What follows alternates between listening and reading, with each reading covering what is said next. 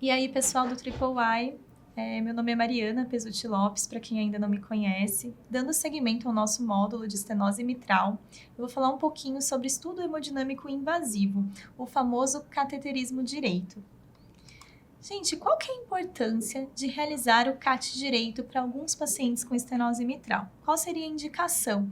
E em que parte do fluxograma da nossa diretriz de valvopatias estaria o cateterismo direito? A grande importância dele é para definir a importância anatômica da estenose mitral. Definir se trata realmente de uma estenose mitral severa, uma estenose mitral importante. Em alguns casos que o ecocardiograma não conseguiu confirmar ou que a clínica é muito divergente do resultado do ecocardiograma. Além disso, o cateterismo direito permite identificar alguns complicadores, como por exemplo a hipertensão pulmonar, que é um complicador muito importante quando a gente está falando de estenose mitral, né? Que agrega uma mortalidade maior aos nossos pacientes, independentemente de qualquer outra coisa, tá? O nosso paciente com estenose mitral é um paciente que naturalmente apresenta congestão venocapilar pulmonar. Ele se apresenta congesto nas fases mais avançadas, conforme foi evoluindo a doença valvar. E como que acontece essa congestão venocapilar pulmonar? O paciente com estenose mitral, ele tem um aumento aqui das pressões de enchimento no átrio esquerdo, provocada pela dificuldade de esvaziamento mesmo, pela própria válvula estenótica. Esse aumento nas pressões no átrio esquerdo é transmitido retrogradamente para vênulas e capilares pulmonares e vai aumentar a pressão venocapilar pulmonar, vai gerar congestão. E esses pacientes, como um mecanismo até mesmo protetor, o nosso organismo vai começar a fazer vasoconstrição de vênulas, capilares e arteríolas pulmonares, tentando evitar o extravasamento de líquido e o eventual edema agudo de pulmão. E em fases mais avançadas, esse remodelamento do leito vascular pulmonar, que inicialmente é benéfico, que inicialmente a ideia é permitir, tentar impedir, né, um edema agudo de pulmão, em fases mais avançadas vai desencadear o desenvolvimento de hipertensão pulmonar. Então, muitos pacientes com estenose mitral importante, além disso, vão apresentar aumento da pressão da artéria pulmonar média, um aumento acima de 20 milímetros de mercúrio, que configura, né, hipertensão pulmonar.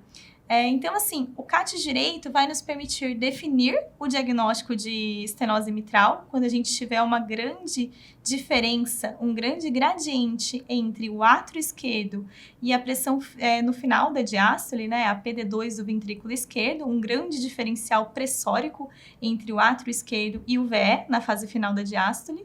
E também vai permitir avaliar melhor a presença de hipertensão pulmonar e os tipos de hipertensão pulmonar que estão muito relacionados com a fisiopatologia da estenose mitral grave em fases mais evoluídas, né?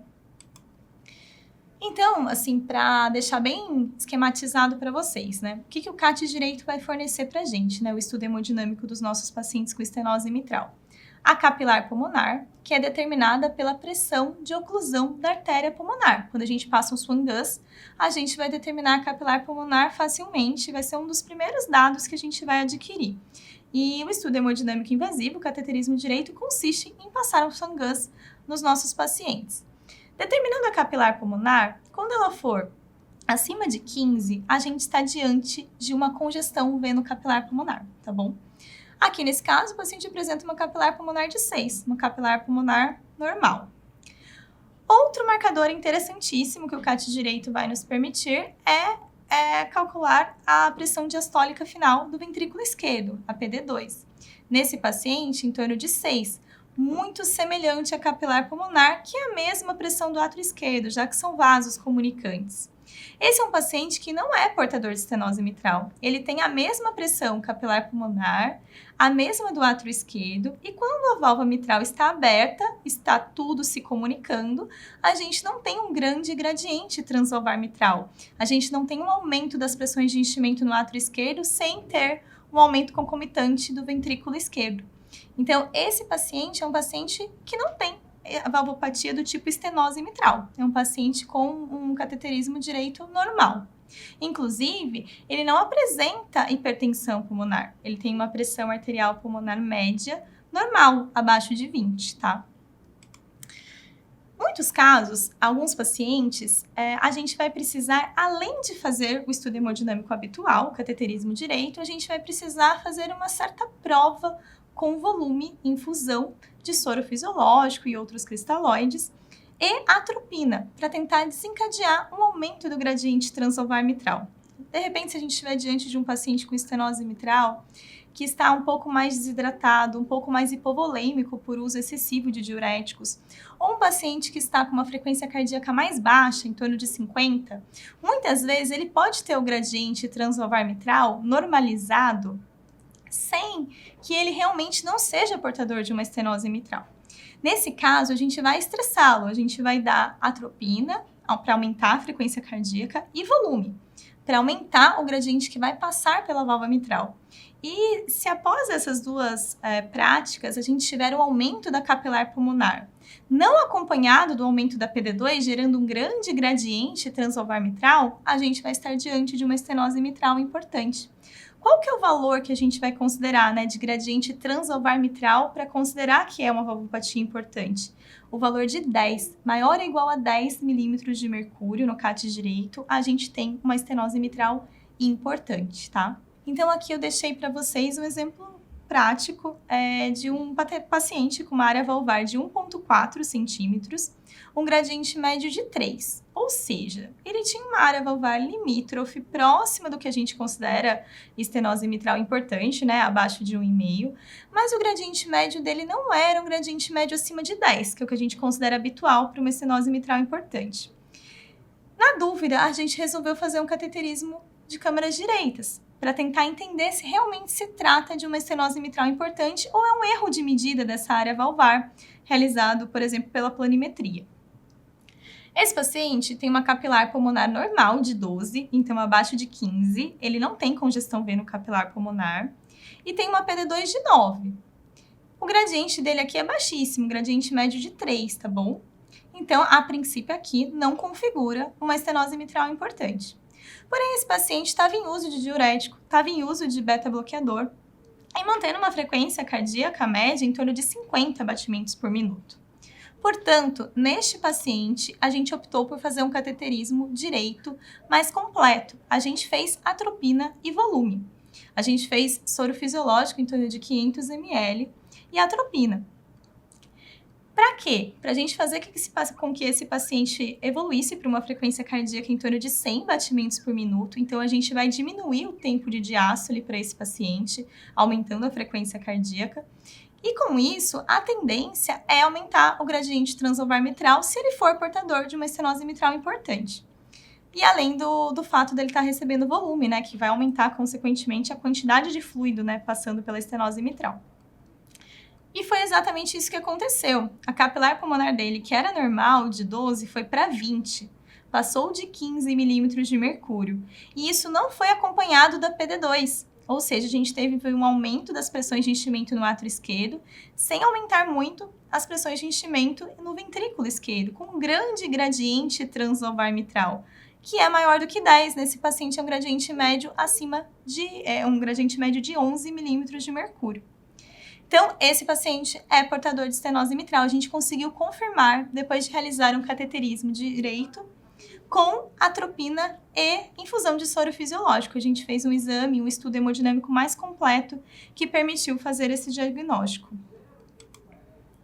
Então, de uma forma bem resumida para vocês, quais vão ser as indicações do cateterismo direito? A gente vai indicar para o paciente com estenose mitral quando ele tiver um ecocardiograma que não foi capaz de definir diagnóstico. Então, por exemplo, ele tem uma área valvar importante, menor do que 1,5, mas o gradiente médio dele não é acima de 10. É um gradiente médio, às vezes, muito baixo, às vezes abaixo de 5, fazendo a gente questionar se essa área valvar estava aferida corretamente. Então, é um ecocardiograma não diagnóstico, com área divergente do gradiente. Ou a gente está diante de uma divergência clínica ecocardiográfica. Um paciente extremamente sintomático, mas com um ecocardiograma com pouca valvopatia anatomicamente importante, com uma estenose mitral discreta, moderada, e que não configura algo importante capaz de gerar sintomas para esse paciente. Outra indicação seria para a gente investigar tanto a etiologia quanto o prognóstico da hipertensão pulmonar. Eu vou falar logo em seguida para vocês. A gente tem, gente, vários tipos, né? É uma classificação bem ampla de hipertensão pulmonar. E basicamente na cardiologia, na grande maioria das vezes, a gente vai estar diante da hipertensão pulmonar do tipo 2, que é aquela relacionada à congestão veno-capilar pulmonar, a doenças do coração esquerdo, seja doenças valvares ou não valvares. Basicamente, no nosso módulo de valvopatias, a gente vai estar falando de doenças da válvula aórtica e doenças da válvula mitral, doenças do coração esquerdo que comprometem essas válvulas, geram congestão veno-capilar pulmonar e vão desencadear a ocorrência de hipertensão pulmonar. E qual que é o mecanismo? Mais uma vez, resumidamente para vocês, para fixar bem. A gente tem um aumento das pressões de enchimento no átrio esquerdo. Essa pressão é transmitida retrogradamente para vênulas capilares pulmonares. E para tentar impedir o edema agudo de pulmão, a gente vai ter uma vasoconstrição de arteríolas, vênulas pulmonares e esse remodelamento do leito vascular pulmonar em uma fase mais tardia, em uma fase mais avançada, vai gerar hipertensão pulmonar severa. E em fases ainda mais avançadas, disfunção do ventrículo direito, dilatação e disfunção do VD. Existem alguns pacientes que a gente vai abordar as doenças valvares numa fase tão avançada que a hipertensão pulmonar já teve tanto remodelamento do leito vascular pulmonar que já existe um grau de hipertensão fixa, já existe um componente pré-capilar associado. E a abordagem da valvopatia não vai ser suficiente para corrigir totalmente a hipertensão pulmonar. A gente vai ter uma melhora, porque a gente vai retirar o componente de congestão veno-capilar pulmonar, mas vai persistir algum grau de hipertensão pulmonar por este remodelamento do leito vascular.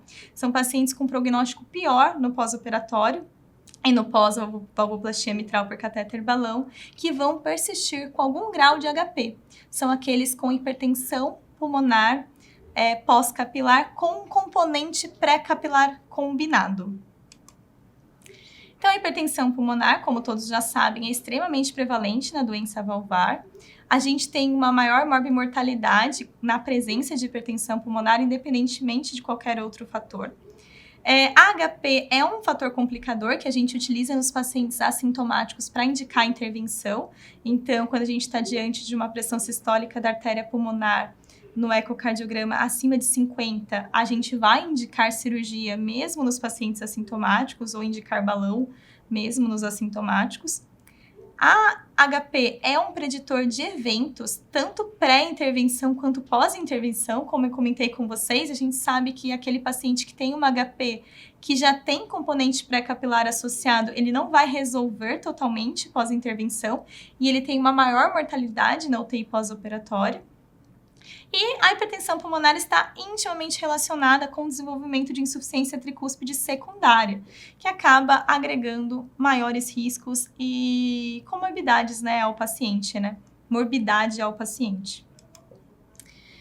Só para finalizar para vocês, deixei aqui um esqueminha de como que a gente vai avaliar a hipertensão pulmonar nos nossos pacientes com estenose mitral que foram submetidos ao cateterismo direito, para a gente tirar o máximo de informação do CAT direito deles. Então, a gente conseguiu diagnosticar a estenose mitral como importante, mas também a gente vai conseguir definir a presença de hipertensão pulmonar e qual é o tipo de hipertensão pulmonar.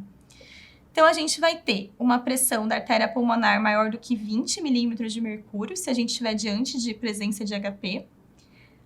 Em alguns casos, a gente vai ter a pressão de oclusão da artéria pulmonar, que é a capilar pulmonar maior do que 15. Então, a gente vai ter congestão veno-capilar pulmonar. E se a gente calcular a resistência vascular pulmonar no cateterismo direito e ela for menor do que 2 Woods, a gente está diante de um remodelamento do leito vascular muito pequeno. São pacientes que têm uma hipertensão pulmonar pós-capilar que a gente considera como isolada. O grande componente é congestão.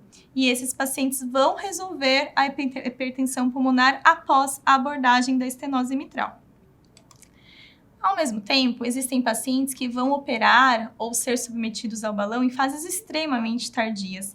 E esses pacientes, apesar de ter congestão veno-capilar pulmonar, uma pressão capilar pulmonar maior do que 15, eles vão ter também aumento da resistência vascular pulmonar acima de 2 UDS. Então, são pacientes que já têm algum grau de HP fixa, já têm algum grau de hipertensão pulmonar pré-capilar. Então, a gente estaria diante de uma hipertensão pulmonar pós-capilar com um componente pré-capilar combinado.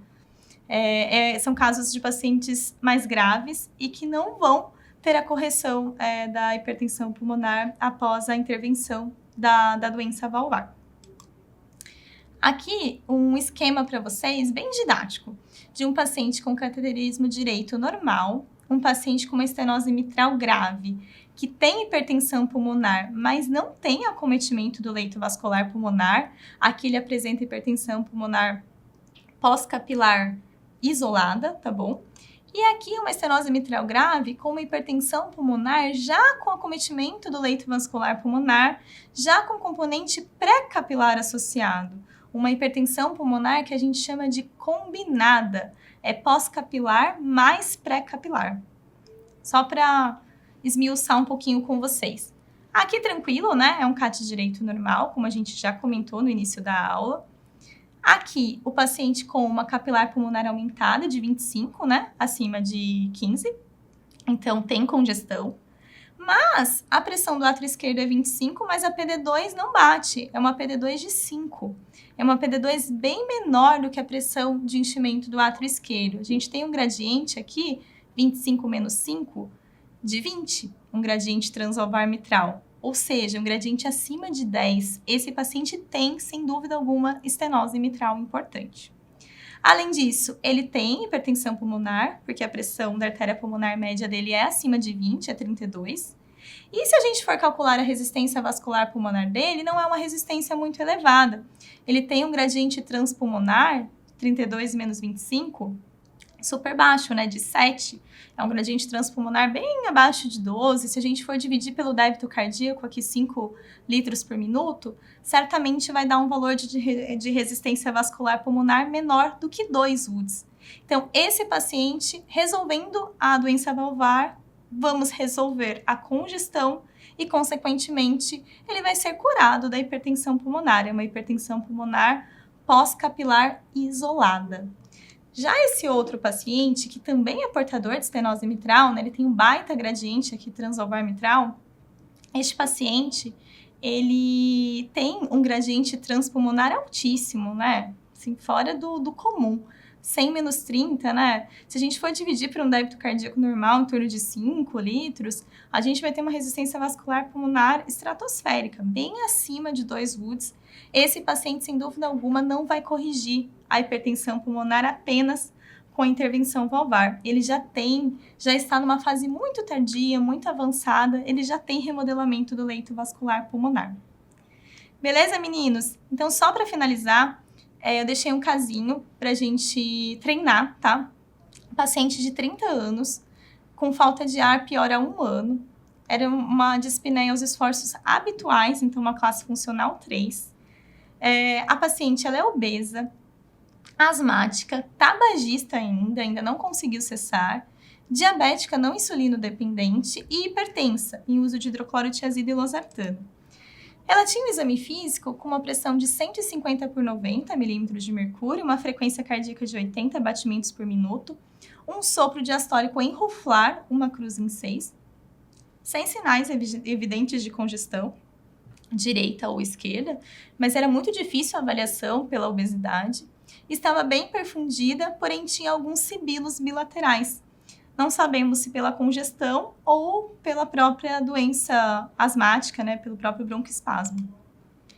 O ecocardiograma dela mostrava um átrio esquerdo de tamanho normal, uma pressão sistólica da artéria pulmonar de 25, ou uma fração de ejeção preservada de 62% do ventrículo esquerdo, e uma área valvar mitral de 1,4 centímetros quadrados, ou seja, abaixo de 1,5, mas com gradiente médio transalvar mitral de 5 milímetros de mercúrio, ou seja, não era um gradiente elevado acima de 10, e uma área bem no limite, né, bem próxima de 1,5.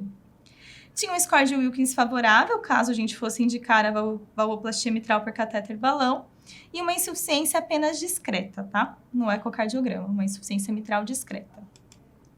Ela realizou, então, o cateterismo cardíaco direito, porque a gente tinha uma grande divergência entre a área valvar e o gradiente médio, né? Era um gradiente médio baixo e uma área valvar de uma estenose mitral importante. A gente precisava confirmar se teria realmente uma indicação de intervir. E neste exame, o que a gente encontrou? A gente encontrou uma capilar pulmonar elevada, 27, né, acima de 15. Porém, a PD2 dela também era elevada, de 25. E mesmo com estresse com atropina e volume, esse gradiente não aumentou, não foi superior a 10. Ou seja, ela tem aumento das pressões de enchimento em câmaras esquerdas, mas tanto no átrio esquerdo quanto no ventrículo esquerdo na fase final da diástole. A gente está diante, neste caso, de uma paciente com uma insuficiência cardíaca à fração de ejeção preservada. É uma paciente congesta, que tem aumento das pressões de enchimento nas câmaras esquerdas, ela é obesa, ela tem uma hipertensão arterial mal controlada, ela tem diversos fatores para a gente pensar numa ICFEP para ela não está bem compensada clinicamente, talvez tem realmente um grau de congestão, né, sem dúvida alguma, quando a gente vê a capilar pulmonar dela, mas ela não tem um gradiente entre o átrio esquerdo e o VE, então ela não tem uma estenose mitral importante. Essa área valvar de 1.4 muito provavelmente foi mal aferida pela planimetria, e deve ser em torno de 1.6, 1.7, é uma estenose mitral no máximo moderada, e uma paciente com congestão sim, mas que precisa de diurético terapia, controle da pressão arterial, emagrecimento, outras medidas de mudanças de estilo de vida, mas não precisa ser abordada cirurgicamente ou, no caso dela, que seria favorável ao balão, via cateterismo, né, via valvoplastia mitral por catéter balão. Caso a gente estivesse diante de um cateterismo direito totalmente diferente, como este aqui, aí sim a gente tinha indicação de intervir na valvopatia mitral dela. Essa paciente aqui, ao contrário da anterior, ela tem uma capilar pulmonar elevada de 34, mas a PD2 dela é de 20. Ela tem um gradiente médio transvalvar mitral de 14. Essa paciente, sem dúvida alguma, tem um grau de estenose mitral importante. Tem hipertensão pulmonar também, né? A gente tem uma pressão da artéria pulmonar média elevadíssima, bem acima de 20, né? Em torno de 60. E se a gente calcular o gradiente transvalvar mitral dela, dividindo pelo débito cardíaco, a gente vai encontrar uma resistência vascular pulmonar dela acima de 2 Woods. Então, além de tudo, é uma paciente com uma estenose mitral importante, que já evoluiu para uma hipertensão pulmonar, que tem um componente combinado pré-capilar também, não é somente pós-capilar. Combinado, meninos? Espero ter ajudado. Qualquer dúvida, eu estou à disposição. Um grande abraço.